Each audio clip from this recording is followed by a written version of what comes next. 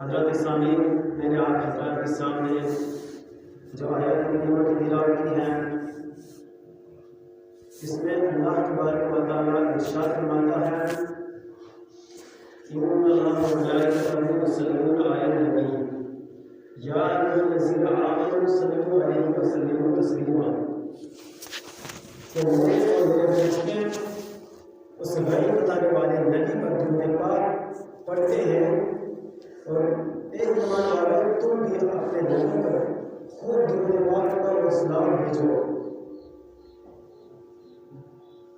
تو ہمیں کثرت کے ساتھ درود پاک پڑھنے کی جو ہے عادت ڈالنی چاہیے۔ رب تبارک و تعالیٰ ارشاد فرما رہا ہے کہ میں اور میرے فرشتے اس غیب بتانے والے نبی پر درود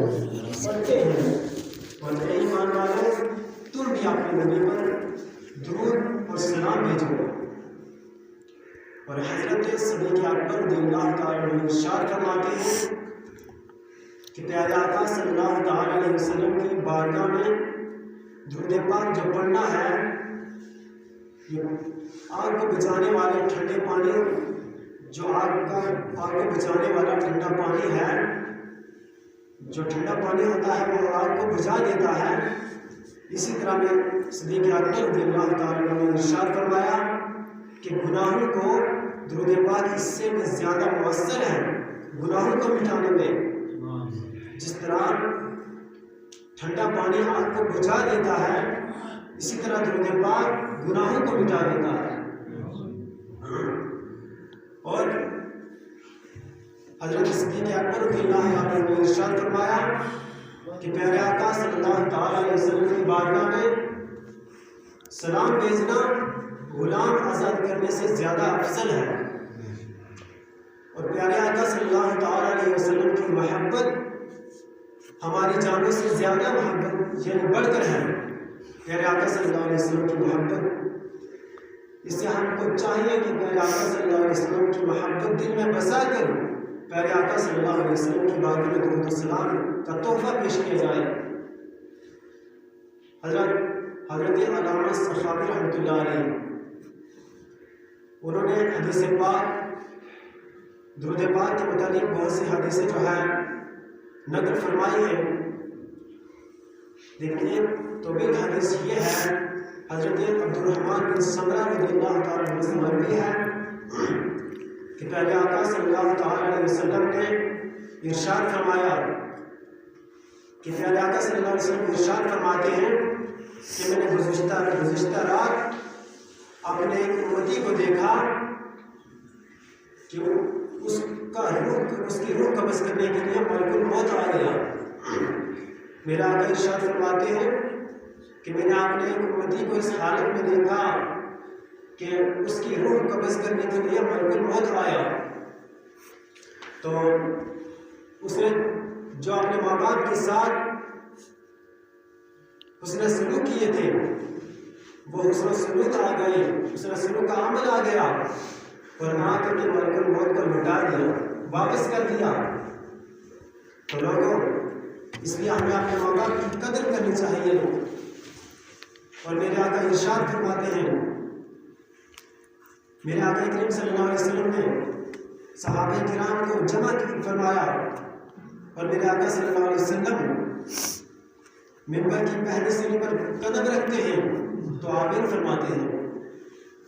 اور پھر دوسری سیڑھی پر قدم رکھتے ہیں تو آمین فرماتے ہیں، اور پھر تیسری سیڑھی پر منبر شریف کی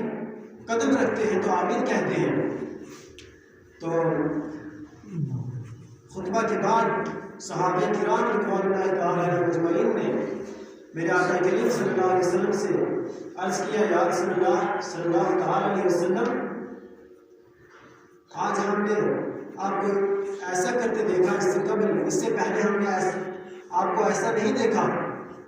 تو میرے آقا کریم صلی اللہ علیہ وسلم نے ارشاد فرمایا کہ صحابہ سنو کہ جب میں نے منبر کی پہلی سیڑھی پر قدم رکھا تو حضرت جبرائیل علیہ السلام آ گئے، اور آ کر کہنے لگے کہ اللہ کی رحمت سے وہ شخص دور ہو جائے جس کے ماں باپ زندہ ہو اور بڑھاپا کی حالت میں وہ اپنے ماں باپ کو پالے اور ان کی خدمت کر کے جنت حاصل نہ کر سکا، ایسا شخص اللہ رب العزت کی رحمت سے دور ہو جائے۔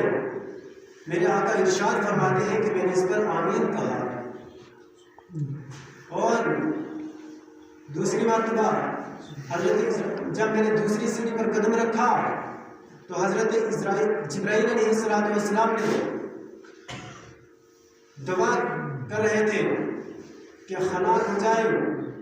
برباد ہو جائے وہ شخص اور اللہ کی رحمت سے دور ہو جائے وہ شخص جس نے ماہ رمضان المبارک کا مہینہ پایا اور رمضان المبارک کے روزے رکھ کر کے رب تبارک و تعالیٰ کو راضی نہ کر سکا۔ ایسا شخص اللہ رب العزت کی رحمت سے دور ہو جائے تو میرے آقا ارشاد فرماتے ہیں کہ میں نے آمین کہا۔ اور جب تیسری سیڑھی پر قدم رکھا تو حضرت جبریل علیہ السلام نے دعا کی کہ دور ہو جائے وہ اللہ کی رحمت سے، ایسا شخص اللہ رب العزت کی رحمت سے دور ہو جائے جس شخص کے سامنے میرا نام لیا جائے اور وہ مجھ پر درود پاک نہ پڑے۔ اللہ اکبر۔ میرے آقا علیہ السلام دعا پر حضرت جبریل علیہ السلام دعا فرما رہے ہیں اور میرے آقا کریم صلی اللہ علیہ وسلم اس پر آمین کہہ رہے ہیں۔ اب آپ خود اندازہ لگا لیں کہ دعا مانگنے والا ملائکہ کا سردار ہو اور اس پر آمین کہنے والا نبیوں کا سردار ہو تو کیا یہ دعا کو نہ قبول ہونے کی کوئی گنجائش ہو سکتی ہے اس میں؟ اور حضرت اس کے بعد میرے آقا کریم صلی اللہ علیہ وسلم ارشاد فرماتے ہیں کہ میں نے اپنے امتی کو اس حالت میں دیکھا کہ اس کے اوپر عذاب قبر مسلط ہو چکا ہے، تو اتنے میں اس کا وضو آیا اور عذاب قبر سے اس کو چھٹکارا دلا دیا۔ وضو آیا اور عذاب قبر سے چھٹکارا دلا دیا۔ اور میرے آقا ارشاد فرماتے ہیں اس کے بعد میں نے ایک ایسے امتی کو دیکھا جو صالحین سے کلام کرنا چاہتا ہے، بات کرنا چاہتا ہے، لیکن صالحین نیک لوگ جو ہے اس کو دھکا مار دیتے ہیں، تو اس کا صلہ رحمی کا عمل آیا اور آ کے کہنے لگا کہ ایمان والوں کے مومنوں، یہ صلہ رحمی کرنے والا ہے شخص ہے، یہ اپنے عزیز و اقارب کے ساتھ صلہ رحمی کیا کرتا تھا، اس لیے تم اس کے ساتھ مسافہ کرو۔ تو جب صلہ رحمی کا عمل آیا تو وہ نیک لوگ اس سے مسافہ کرنے لگے اور اس سے بات چیت کرنے لگے۔ اور میرے آقا ارشاد فرماتے ہیں اس کے بعد میں نے ایک ایسے شخص کو دیکھا جو پیاسا ہے، پیاس کی وجہ سے اس کی زبان باہر نکلی ہوئی ہے، اور جب وہ حوض کوثر کے قریب جاتا ہے تو اس کو پانی پینے سے روک دیا جاتا ہے۔ میرے آقا ارشاد فرماتے ہیں کہ اتنے میں اس کا روزہ آ گیا اور اس کو پانی پیاس سے جو ہے اس کی پیاس بجھا دی، اس کو سیراب کر دیا گیا۔ اور میرے آقا ارشاد فرماتے ہیں کہ میں نے اپنے امتی کو اس حالت میں دیکھا کہ اس کو شیاطین نے گھیرے میں لے لیا ہے، شیاطین نے گھیرے میں لے لیا ہے۔ اتنے میں اس نے جو ذکر کیا تھا وہ ذکر الہی آیا اور اس ذاکر کو شیاطین کے نغمے سے نکال دیا گیا۔ اور میرے آقا اس کے بعد ارشاد فرماتے ہیں کہ میں نے اس کے بعد ایک ایسے امتی کو دیکھا کہ جس کو جہنم کی طرف لے کر جایا جا رہا ہے، اور جہنم کی تپش اور شرارے جو ہے اس کی طرف بڑھ رہے ہیں اور وہ اپنے آپ کو جہنم سے بچانا چاہتا ہے۔ میرا آقا ارشاد فرماتے ہیں کہ اتنے میں جو ہے اس کا خوف الہی آ گیا اور اس کو اس سے بچا لیا گیا، اتنے میں اس کا صدقہ آ گیا اور جہنم کے درمیان پردہ بن کر خائل ہو گیا اور اس کو جہنم کی آگ سے بچا لیا گیا۔ اور اس کے بعد میرے آقا ارشاد فرماتے ہیں کہ میں نے ایک ایسے شخص کو دیکھا، ایک ایسے امتی کو دیکھا اپنے کو کہ جس کو جہنم میں ڈال دیا گیا ہے۔ تو میرے آقا ارشاد فرماتے ہیں کہ اس کا خوف الہی میں نکلا ہوا ایک آنسو آ گیا اور اس کو جہنم سے نکال لیا گیا۔ اور اس کے بعد میرے آقا ارشاد فرماتے ہیں کہ میں نے اپنے اس امتی کو اس حالت میں دیکھا کہ جس کا نامہ اعمال بائیں جانب رکھا گیا ہے، اور میرے آقا ارشاد فرماتے ہیں کہ اس کا خوف الہی آ گیا اور اس کا نامہ اعمال بائیں جانب رکھ دیا گیا۔ اور میرے آقا ارشاد فرماتے ہیں کہ میں نے اپنے امتی کو اس حالت میں دیکھا کہ جو دو زانو بیٹھا ہوا ہے اور اس کا پروردگار عالم کے درمیان پردہ ہے، حجاب ہے، تو میرے آقا ارشاد فرماتے ہیں کہ میری محبت آ گئی، میری محبت آ گئی اور ہاتھ پکڑ کے باقی رب العزت بھی پیش کر دیا۔ اور اس کے بعد میرے آقا ارشاد فرماتے ہیں کہ میں نے اپنے امتی کو اس حالت میں دیکھا کہ جو خود سراج کے کنارے بیمار اونٹ کی طرح کانپ رہا ہے، بیمار اونٹ کی طرح کانپ رہا ہے۔ میرے آقا ارشاد فرماتے ہیں اس امتی کے پاس مجھ پر پڑا ہوا درود پاک آ گیا اور اس کی کبھی کو دور کر دیا اور باقی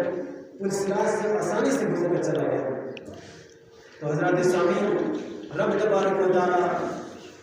ہم سب کو سننے سے زیادہ عمل کی توفیق عطا فرمائے۔ وما علینا الا البلاغ۔